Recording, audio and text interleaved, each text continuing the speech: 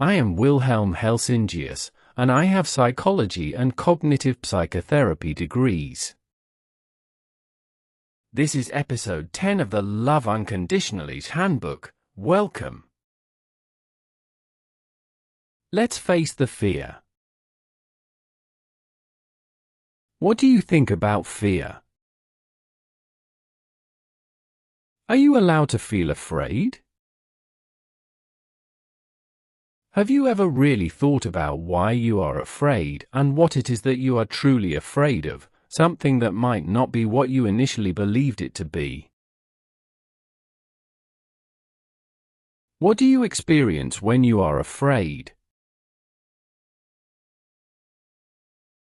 What is it like to be you when you are feeling fear?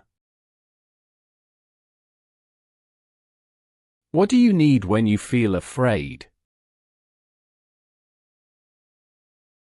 How do you function when fear takes hold of you? What do you find most difficult when you are afraid? How do you treat yourself when you are afraid? And how do you treat a friend who is feeling afraid? Do you believe you can influence your fear, or do you think that fear is just something you either have or don't have? Or do you perhaps belong to those who believe they are not afraid of anything? We are all afraid of something, and if we think we are not, it means we do not truly know ourselves on a deeper level. Did you know that all negativity is rooted in fear, including worry and distrust? Even anger and malice, superiority, and aggressiveness are rooted in fear. If you believe you are not afraid of anything, it simply means you are not aware of or in touch with what you are truly afraid of. If you cannot connect with anything you fear, I invite you to take a pause. Stop the recording if needed, take a quiet moment to reflect, and resume listening when you have identified something you are afraid of. If you still believe that you are not afraid of anything, it may be because you have not allowed yourself to step out of the protective armor you have built to avoid acknowledging your vulnerability. If this is the case, it is highly likely that it was not safe for you to show vulnerability in your childhood family, or perhaps you had to take on too much responsibility, causing you to suppress your vulnerability, fear, and what you truly felt and needed. Try to pause, take off your armor, and allow yourself to be vulnerable. Inside you is a small, vulnerable girl or boy who naturally has various fears, even if your ego and thoughts try to deny it. The less you are in touch with your fear, the more it controls you, no matter what your ego or thoughts may try to convince you. When you connect with your fear and allow yourself to be with it, just as you would sit on a park bench with a good friend, and accept it, try to approach it with compassion and show kindness to the part of you that feels afraid.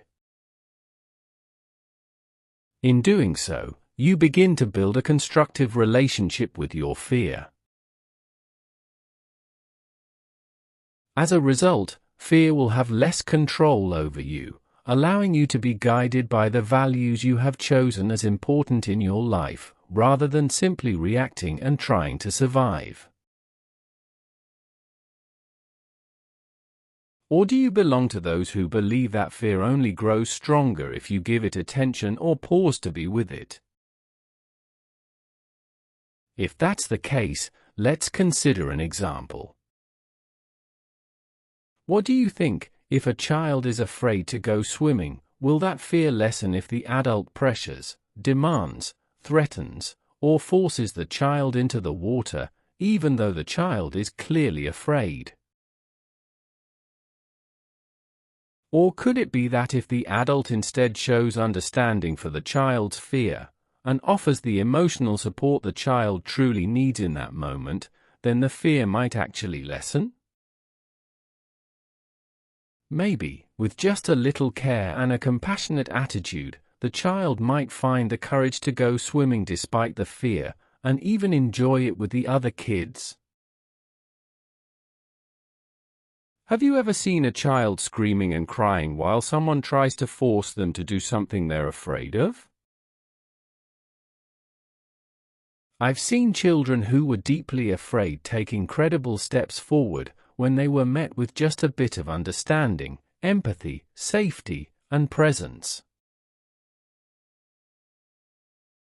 Believe it or not, we adults are no different. How do you treat yourself when you are afraid?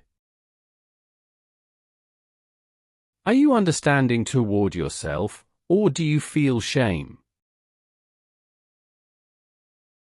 Do you criticize yourself or label yourself or others as weaker or lesser because of the fear you or someone else feels? Do you view your fear as something negative or as something you should not have to feel? Have you ever considered that behind your fear, or behind what you fear the most, there might be the most wonderful and liberating experience you will ever have? Moreover, by facing and being present with your fear, you might connect with something truly important to you. When you stop avoiding what you feel, you can allow yourself to be more truthful to yourself and more aware of your deeper needs. By approaching your fear with empathy and self-compassion, you can transform your relationship with it. Instead of letting fear dictate your actions and choices, you can begin to live more authentically and find the freedom to follow what truly matters to you. If you avoid your fear and what you are afraid of, you may unintentionally build barriers to the potentially best experiences of your life. By avoiding what you fear, you diminish yourself, and at the same time, you distance yourself from who you truly are and who you could become. The more you distance yourself from your fear and from yourself, the more your fear will control you. The more your fear controls you, the more you lose your freedom. The more you lose your freedom, the more you may feel compelled to try to control yourself, your surroundings, and your life, instead of truly living it. You might try to manage or control situations because you believe it will make you feel safer. However, in reality, this often takes you further and further away from your true sense of safety, the safety that exists within you but which you have lost touch with. You can actually be grateful for your fear, as it carries an important message about you and your needs. By facing your fear, you can grow and experience a deeper and more genuine strength, far more profound than the superficial sense of strength you might feel when you avoid or disconnect from your fear and your deeper emotions. Can you take a moment to pause, listen to yourself, and try to understand why you are truly afraid? What do you need when you are afraid and when you are truly in touch with the fear you feel?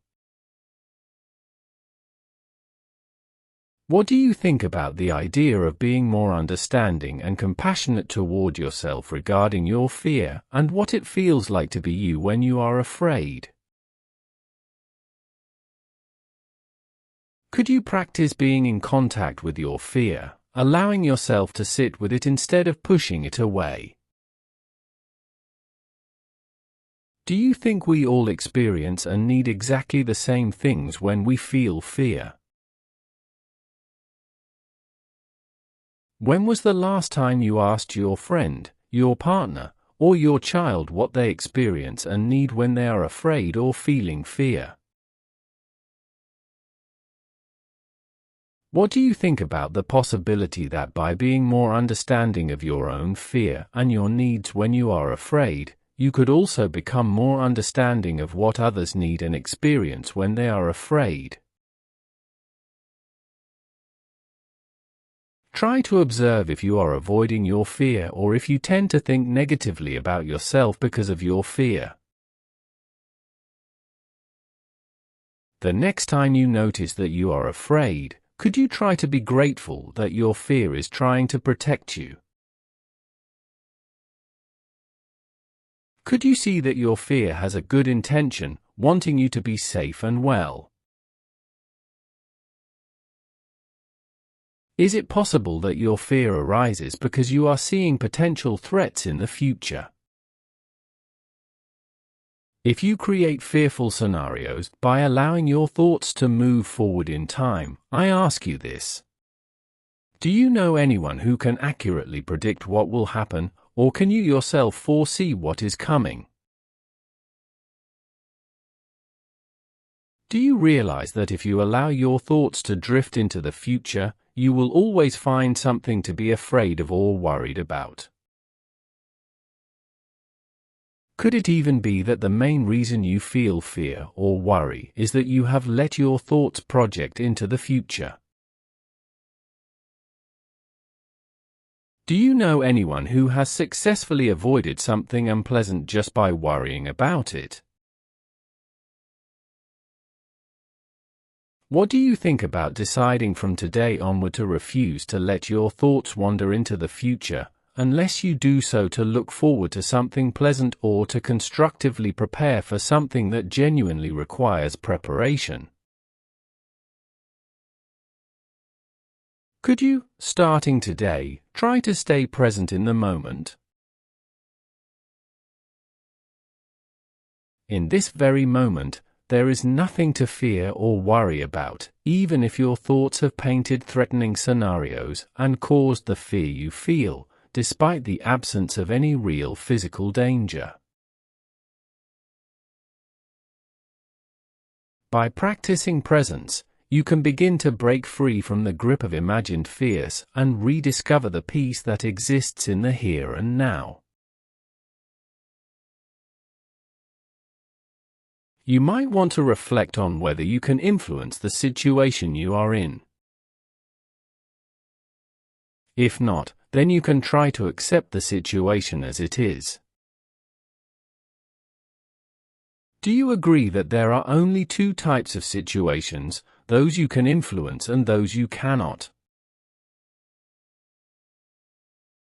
Can you try to accept the situations you cannot change and take the actions you can in the situations where you do have influence?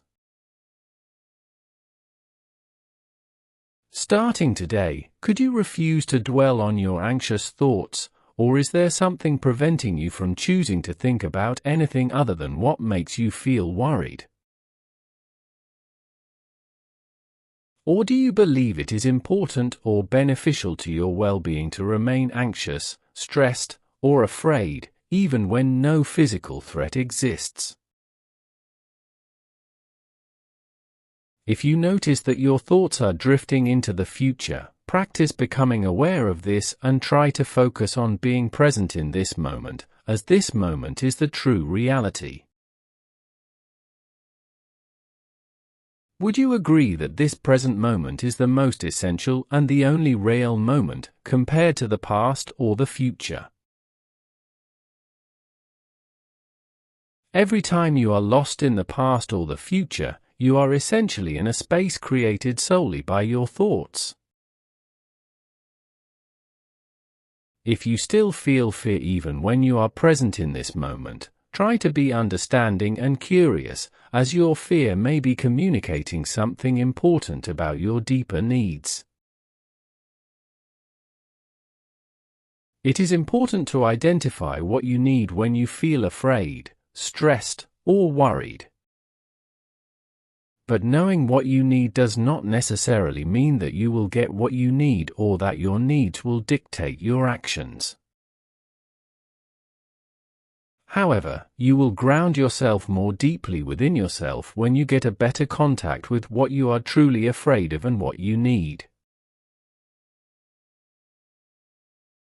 Surprisingly often, we overcome our fears by connecting with what we truly need, even if we do not receive what we need.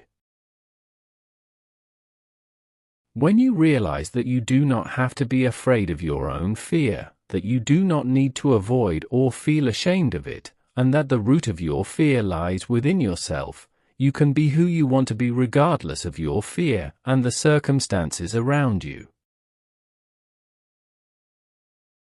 You may discover how you can become stronger and more authentically yourself on a deeper level, thanks to your fear.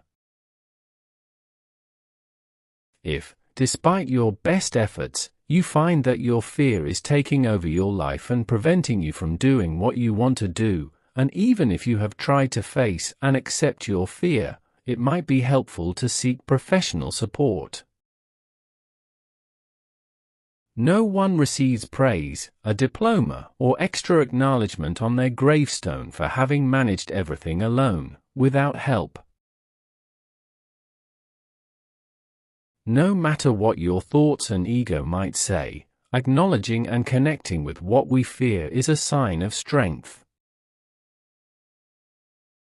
The important thing is to keep trying and not give up, despite your fear, because giving up is not an option.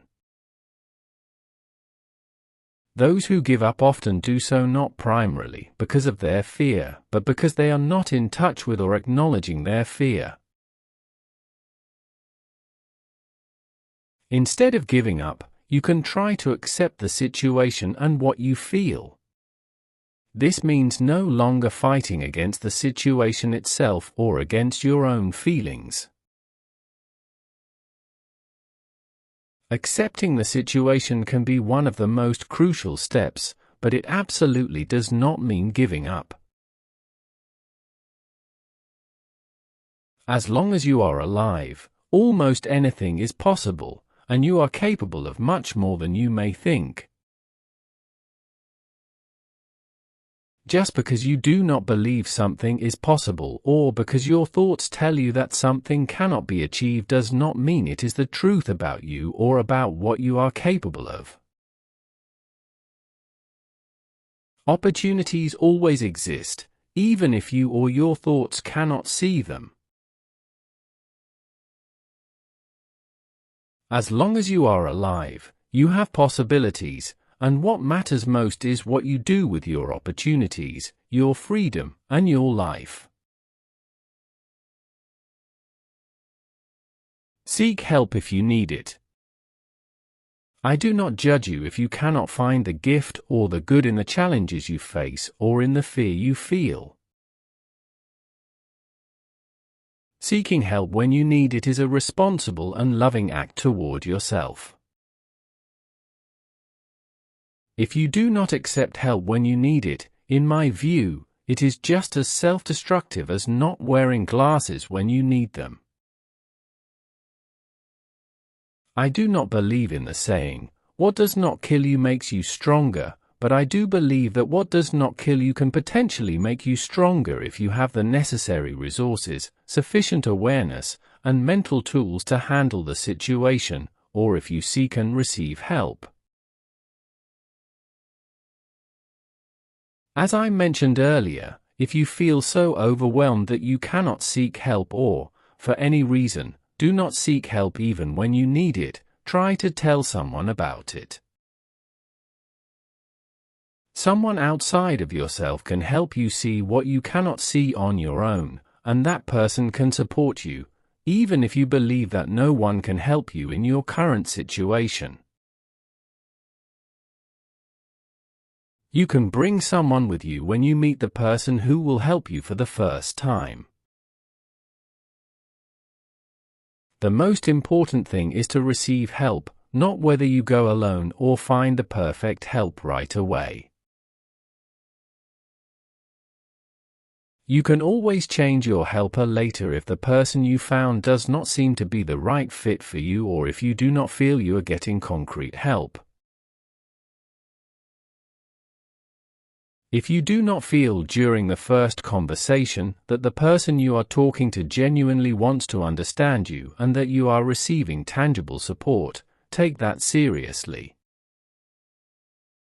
However, this does not mean that you should change helpers immediately if something feels a bit uncomfortable, because the discomfort could be a sign that you are discussing something important, something your thoughts do not want to address, or something that challenges the image your thoughts have built about you.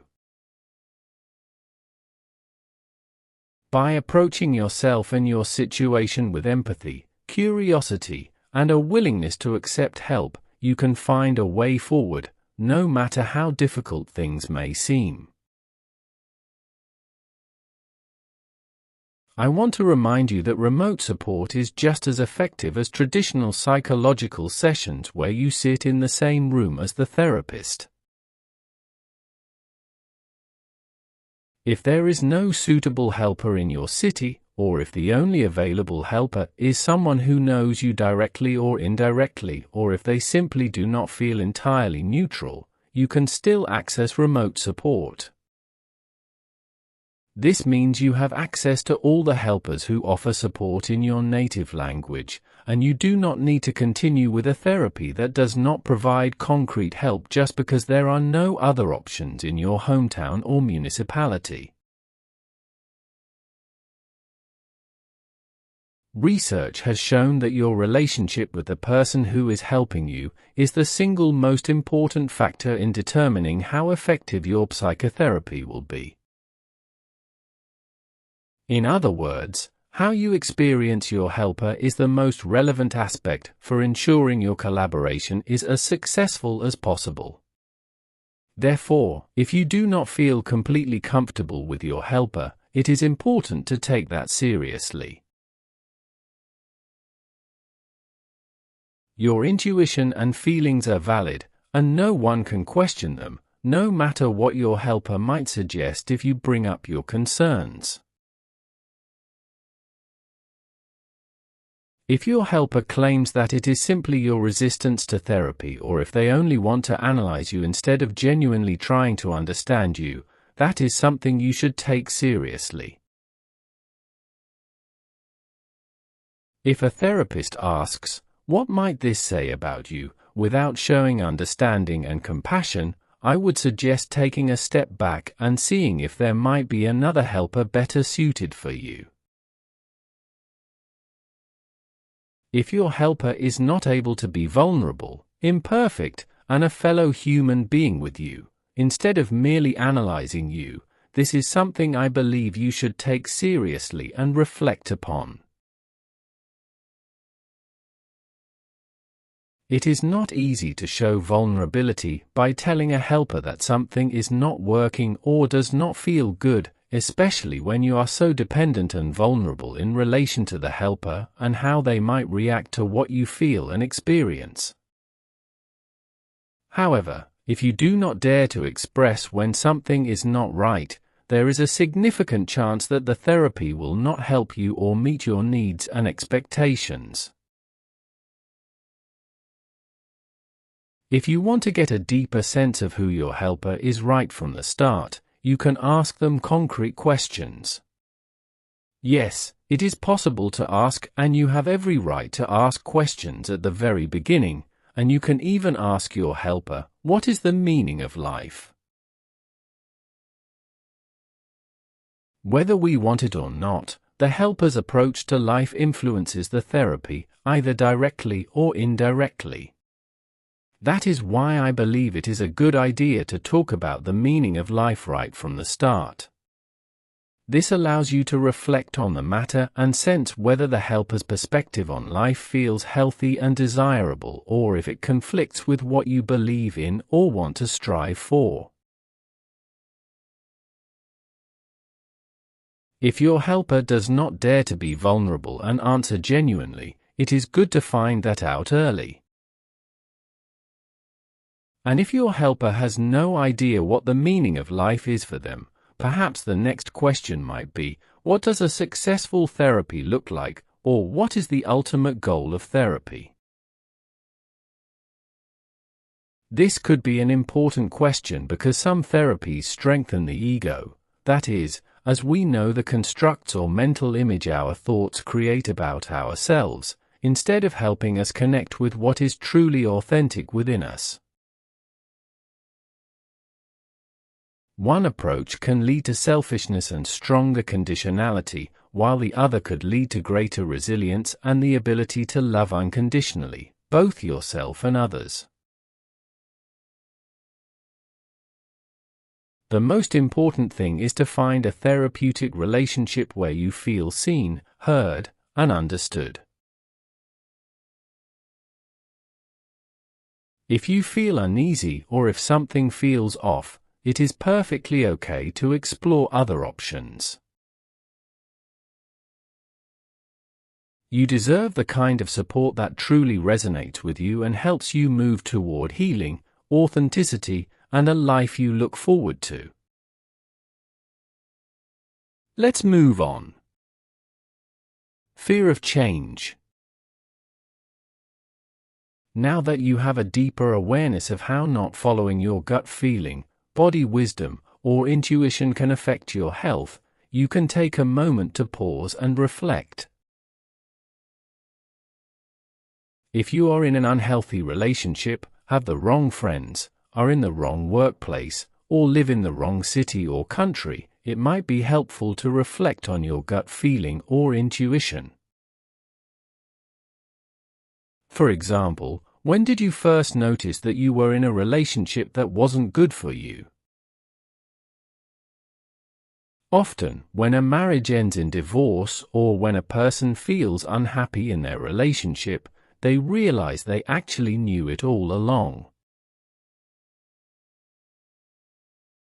The author Mel Robbins highlights the fact that when you ask people when they first noticed they were in the wrong relationship, they often say they felt something was not right from the very beginning. This is not about not knowing or not being able to recognize whether something is good or bad for us. It is about not following or taking seriously what we genuinely feel and intuitively know. How about you? Are you in a bad relationship, living with the wrong people or wrong friends, stuck in the wrong job, or living in the wrong place? Are you holding back from doing what you truly want to do? What is it that has kept you from making a change, from daring to step away, or from saying no to create space for something better? Do you not trust that you can feel and know what is good for you and what is not? How would your life change if you believed there was something within you that you could trust, something that tells you what is good for you and what is not? What if the problem is not that you do not know what is good or bad for you, but rather that you are not listening to your intuition and body signals? What would it take for you to dare to listen to the wisdom or bodily sensations within you? If you are not listening to your intuition or bodily sensations, it is as if you are a ship ignoring the lighthouse that shows where you are, where the dangerous rocks are, and which direction to sail to stay in safe waters. This intuition is trying to tell you what you need, what is good or not good for you, and what changes you might need to make in your life. Even though your intuition is trying to guide you toward what is good for you and away from what is bad, it is understandable if you do not always feel connected to it. Robbins reminds us that we often confuse the natural fear we have of the change we need to make with, on the other hand, our uncertainty, which is connected to our fear that our intuition and gut feelings might be wrong.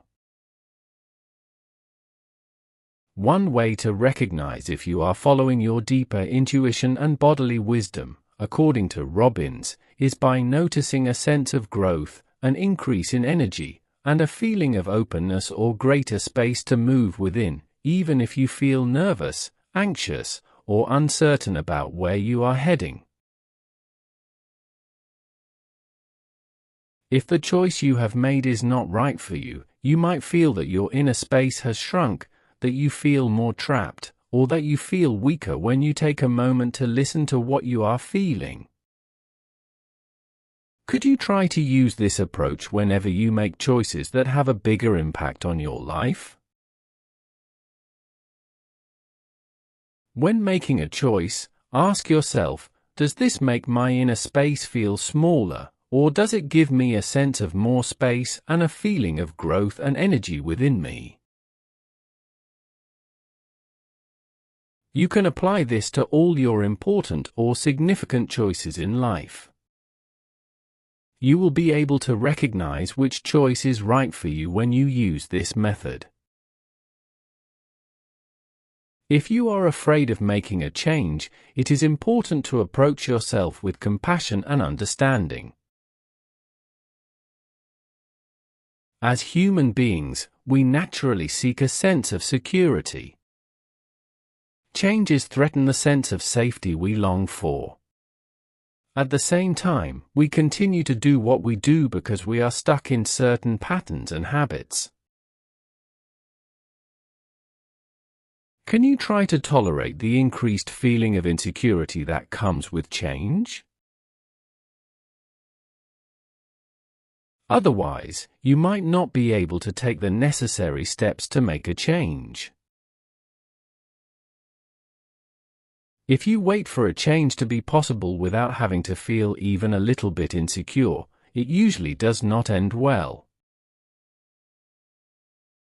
If you wait to make a change until you can do so without feeling insecure, it is highly likely that a day will come when you are forced to change. This is much more stressful and painful for you than if you were to take the risk and responsibility to make the necessary changes yourself. If you find yourself in a situation where your thoughts tell you that change is not possible, I want to remind you that as long as you are alive, change is always possible. What are you willing to do to embrace change in your life? I ask you this, what are you ready to do to allow yourself a change in your life? Are you prepared to let go of something familiar or something that feels safe to you in order to expose yourself to the unknown and uncertain, even when you cannot be sure of what this change will bring you? Are you willing to put in the effort and endure discomfort when change requires you to let go of what you are used to and what might feel secure to you? How much understanding do you have for yourself, considering how difficult it can be to release what feels familiar and therefore safe? Have you considered that what feels safe to you might also be what is not good for you, or what could be preventing you from receiving what you truly need on a deeper level? Do you believe that the change is worth the effort if it could bring you more joy, satisfaction, improved physical and mental well-being, better human relationships, and a greater sense of meaning in your life? Try to distinguish between your deeper intuition and the desires created by your thoughts. If you follow your superficial desires, you will never be satisfied, because your mind will always find more and more things to want. Once you get what your thoughts desire, your mind will immediately start seeking something new to chase. When you truly feel on a deeper level that you want or need to make a change, do not give up until you succeed or until the change genuinely takes place. If you are struggling or find it difficult to take the first step, even though you feel on a deeper level that something needs to change, you might find it helpful to reflect on the following questions. What do you think about, or how do you relate to, the change that you intuitively feel needs to happen? Can you differentiate between what your bodily sensations are telling you about your current situation and your worry about what might happen if you make the change? For change to be possible, you need to dare to question and transform your way of thinking. However, to do that, you first need to become genuinely interested in how you think and how you relate to your circumstances. Have you noticed whether something from your past influences how you relate to potential changes in your life? When you become curious about and more aware of how you approach change, you will have a better opportunity to choose how you want to respond to the change that might be necessary. Have you taken an interest in what you think about change and how you relate to it? Do you believe that changes happen on their own or through conscious choice? Do you wish that someone else would initiate the change so that you do not have to do it yourself?